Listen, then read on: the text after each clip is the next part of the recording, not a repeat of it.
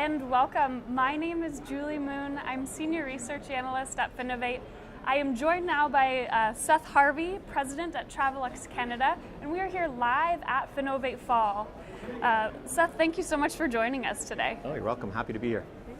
So Seth has been at Travelex for just over 6 months and has spent almost the past 10 years working at various other foreign exchange firms. So Seth, to kick us off, talk to us a little bit about what your role as president entails. Yeah, great. So I had our Canadian business. Travelex is quite a large company at the group level, and so they needed somebody to step in for their Canadian operations. So being a native Canadian, I think that was part of why I'm here. I also have a purview, given my background in digital payments, across our North American business as it pertains to Travelex's ambitions to continue to build our payments capability and our payments partners and platform. Cool. So how have you seen the foreign exchange industry change over the past 10 years? Yeah, I think the biggest change that I've seen has to be in the technology side.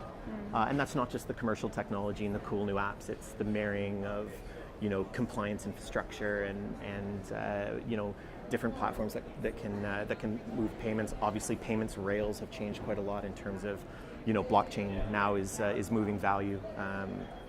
Certain other companies now that have really caught on that this PSP value proposition is extremely important in terms of moving funds, especially into corridors that are tricky. So I'd say it's technology. Table stakes in our business now is having a suite of APIs where you can connect to vendors, partners, that you can power solutions without sort of building and deploying individual tech stack. Cool. So to kind of dovetail off of that, what promising new trends are you seeing in this space?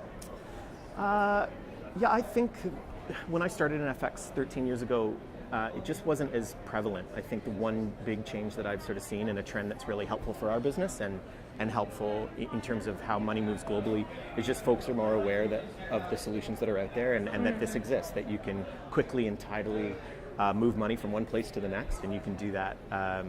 You can do that using a cool little app, or and that there's different ways that are not going into your bank to send a traditional wire transfer. So I think the emergence of just awareness around how quick and easy this can be to sort of commit to an FX trade and actually send money abroad.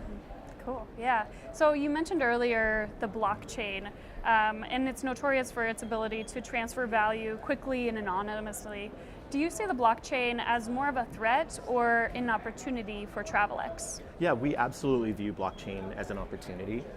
Blockchain for us is an interesting one because as we keep our eye on what's happening with different coins and certainly the underlying tech, which is the blockchain tech, there's really interesting applications. At the same time, the sort of concern, as I would put it, is just around the actual utility of it. And so I think there's lots of players emerging in the space that are trying to do cool things, and some of them have done, but really trying to figure out what that utility is to the public, to the underlying consumer. The company that solves that first will be very interesting to keep our eye on. Definitely, definitely. Great. So to kind of wrap up our conversation here, I have one last question. Travelex has been around since 1976, and in the past 5 years or so, we've seen a lot of smaller fintech competitors come onto the scene, like Currency Cloud, TransferWise, Flywire, and more. Never heard of any of them. Yeah, I'm sure. Good. How has Travelex adapted in these recent years to remain competitive against these smaller guys? Yeah, look, in certain markets we compete directly with these guys.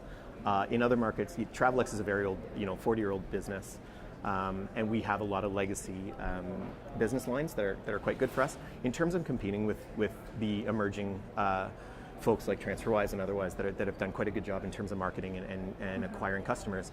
In some spaces, right into the B2C space, in some geographies, we do compete directly with them.